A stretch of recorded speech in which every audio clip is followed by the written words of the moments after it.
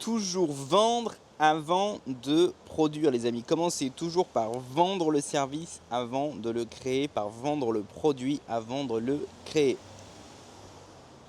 Je rebondis sur un commentaire que m'a fait un abonné. Je te remercie de ton commentaire. Alors là, je suis avec le téléphone, donc je ne peux pas lire le commentaire en même temps que je fais la vidéo, donc je vais essayer de me rappeler. Et le gars explique que, en fait, il était dans le conseil, si je comprends bien. Et un pote à lui a dit qu'il voulait créer des phares. Il avait une niche en fait, il crée des phares pour Ferrari 360 Moderna. Et c'est des trucs un peu sur mesure. Et il disait qu'il avait cette idée de niche parce qu'il y avait une demande, il avait sans doute un réseau, des gens qui sont là-dedans. Mais il n'était pas sûr. Et la production lui coûtait cher, donc vous ne pouvez pas risquer de produire les phares à l'avance. Et notre abonné donc lui dit, au lieu de produire les phares et de risquer donc de mettre une tonne de fric, d'investir une tonne de fric qui ne vont servir à rien, commence par vendre le service. Tu crées tout le process de vente, jusqu'à même la page de vente, mais simplement tu fais en sorte que quand le client clique sur acheter, ça lui donne une erreur. Et comme ça, tu vas pouvoir voir combien de personnes vont jusqu'au bout de ce processus de vente. Est-ce qu'il y a des gens qui sont vraiment prêts à cliquer sur acheter? Et tu peux valider tout simplement cette demande sans même avoir le produit. Et donc selon ce que l'intéressé nous dit, eh bien c'est ce que son ami a fait. Et il a pu confirmer comme ça de manière tout à fait organique et sans le moindre risque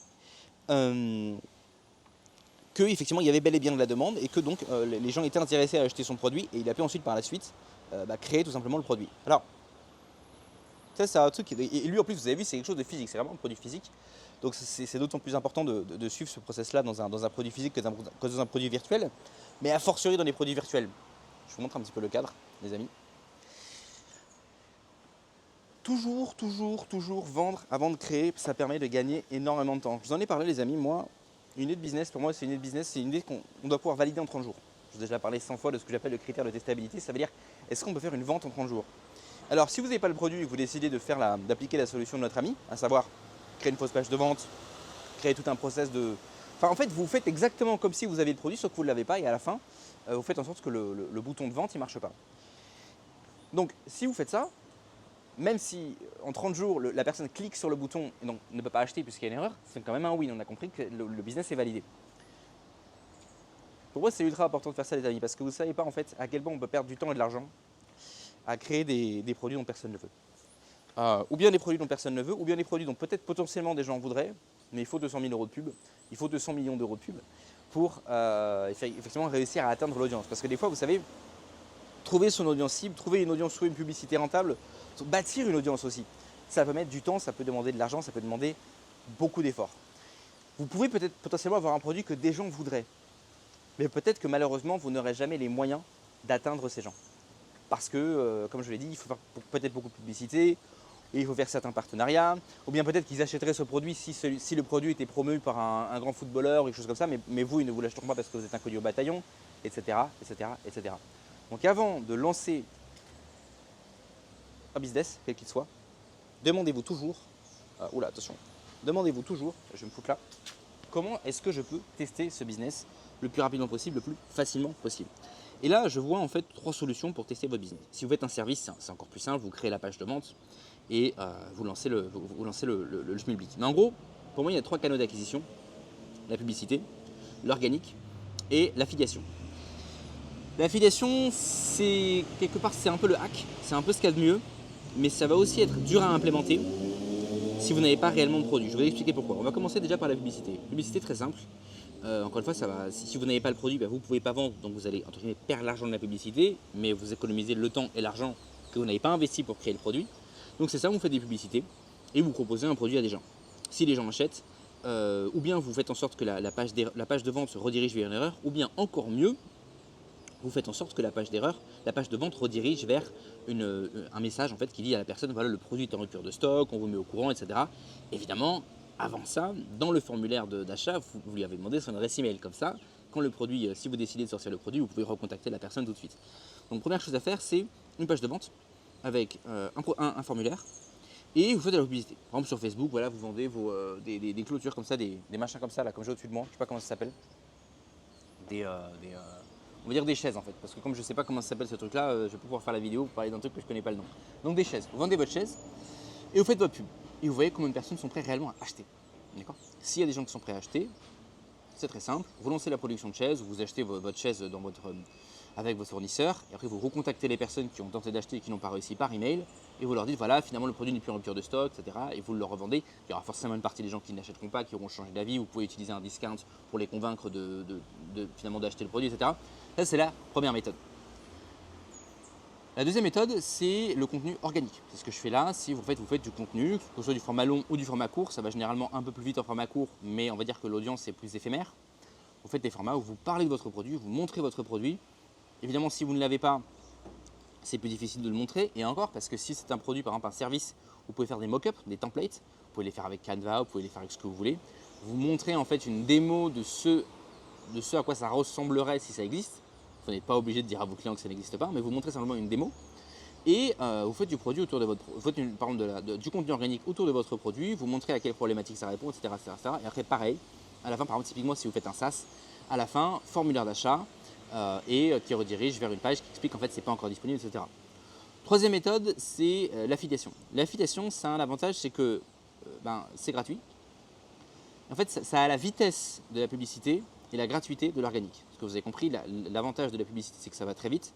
Vous pouvez toucher tout de suite 10 000 personnes, mais il faut payer.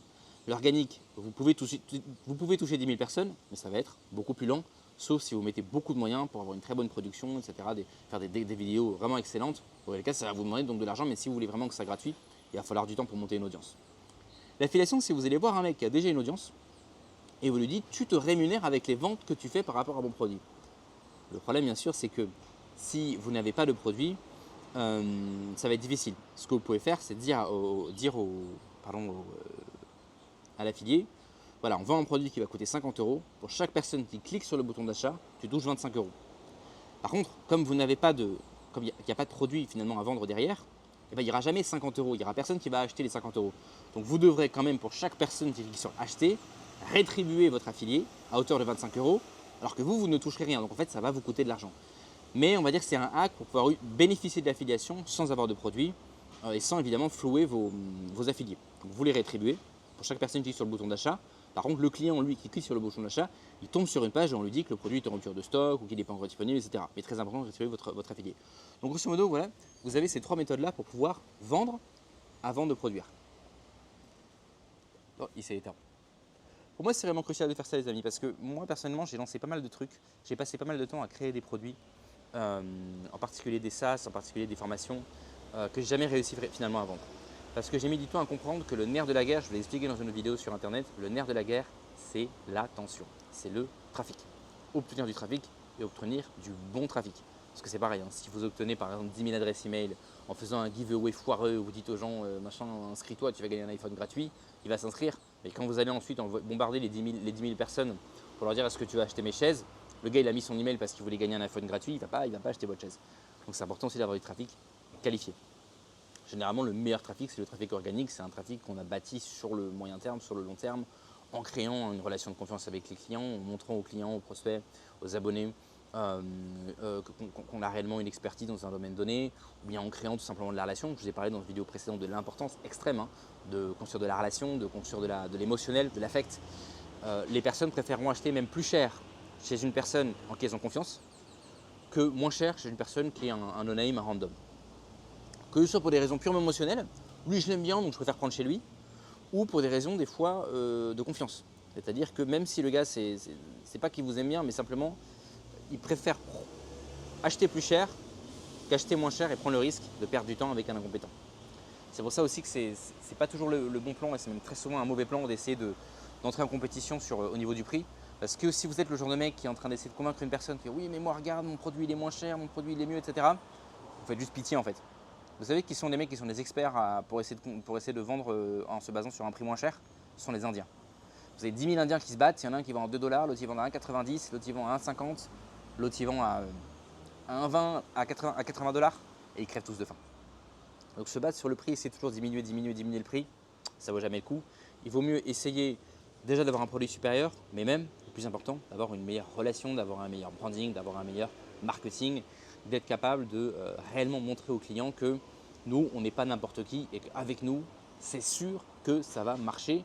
Ou alors, si par exemple ce sont des produits, on va dire risqués, par exemple du conseil, voilà, vous faites du conseil du coaching business, vous ne pouvez pas dire à votre client avec moi c'est sûr que ton truc va marcher parce que vous savez que dans l'entrepreneuriat il y a des hauts, il y a des bas, il y a des risques. Mais au moins la personne sait que même si, disons que si elle suit vos conseils, elle va vraiment obtenir des conseils de la part de quelqu'un qui est compétent, qui sait ce qu'il dit, qui sait ce qu'il fait, et qui ça ne marche pas, ce sont les aléas de l'entrepreneuriat, mais au moins la personne aura obtenu les meilleurs conseils possibles. C'est également très important au niveau des garanties. Quand vous dites à votre client c'est garanti, satisfait, remboursé, ça fonctionne si le gars a confiance en vous. Si le gars se dit oui mais toi, par exemple typiquement les mecs sur Twitter, là on les voit, qui ont des photos de profil manga, qui ont un pseudo à la con et qui disent garantie satisfait remboursé, mais le mec il ne montre pas son blaze, il ne montre pas sa gueule, il ne montre pas sa voix, on ne sait pas qui c'est, il sort nulle part. Bah ouais mais s'il n'honore pas sa garantie, ou s'il vous dit oui mais il y avait une petite astérix, en fait il fallait voir les conditions générales de vente, et ben toi tu vas pas être remboursé parce que tu ne corresponds pas à l'alinéa 37 de mes couilles. Les gars ils sont très peur de ça aussi, de se faire des questions sur les conditions générales de vente. Donc très important de construire de la confiance pour que le client se dise que effectivement, pour qu'il ait confiance dans votre garantie. Construire de la confiance, ça permet aussi, du coup, c'est un cercle vertueux, de faire ce que je disais au début, c'est-à-dire de dire aux gens, ou bien vous promouvez un produit ou un service qui n'existe pas encore et à la fin vous le dites, c'est en cours de construction, on valide simplement la demande, c'est en rupture de stock et la personne elle va attendre parce qu'elle tient absolument à acheter avec vous. Ou bien vous pouvez carrément dire aux gens, on est en train de lancer ça, on est en train de préparer ça, mais avant de bourriner là-dessus, on va vraiment s'assurer qu'il y a une demande.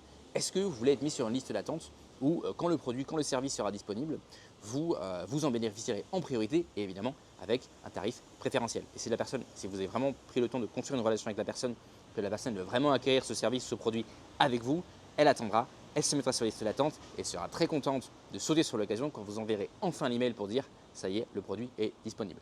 Donc, faites que notre ami, je crois que c'est AMZ Consulting son nom, désolé l'ami, encore une fois, je ne peux pas le réduire la vidéo là pour regarder ton pseudo. Faites comme lui, pour lui, il a donné le bon conseil à son pote a suivi le conseil, ça lui a permis de valider la demande avant de lancer sa production de phares moulés sur mesure pour les Ferrari 360 Moderna. Et du coup de ne pas risquer de perdre du temps, de l'argent, de l'énergie, du focus, de la motivation dans un truc, dans une boîte garage. Il a validé, les gens ont voulu et ensuite il a pu lancer la production et tout simplement démarrer une activité comme ça. D'ailleurs cher ami, si tu vois cette vidéo et que tu souhaites, peut-être ton commentaire était très intéressant, tu souhaites mettre un autre commentaire peut-être plus approfondi pour qu'on puisse en savoir plus sur l'activité qu'a lancé ton pote, c'est très intéressant. Oui effectivement, c'est valable pour toi, c'est valable pour n'importe qui. Si vous avez lancé une boîte en France, si vous avez lancé une activité entrepreneuriale, si vous êtes expatrié et que vous voulez que je vous interviewe sur la chaîne, vous voulez qu'on en discute en live, tranquillement, je peux vous donner les questions à l'avance si vous voulez ou vous poser les questions que vous voulez que je vous pose. Ce sera un véritable plaisir, donc n'hésitez pas à me contacter ou à mettre en commentaire si ça vous intéresse. Et comme ça, on partage votre expérience avec les autres et ça permet de créer une émulation.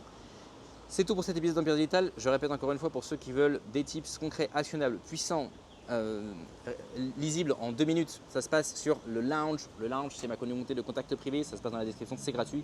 Vous vous inscrivez, il y a déjà des articles qui sont sortis et qui peuvent vous permettre, qui vont vous donner des astuces, des conseils, des tips, mindset, entrepreneuriat, expatriation pour réussir à mettre sur pied, à construire la vie dont vous rêvez.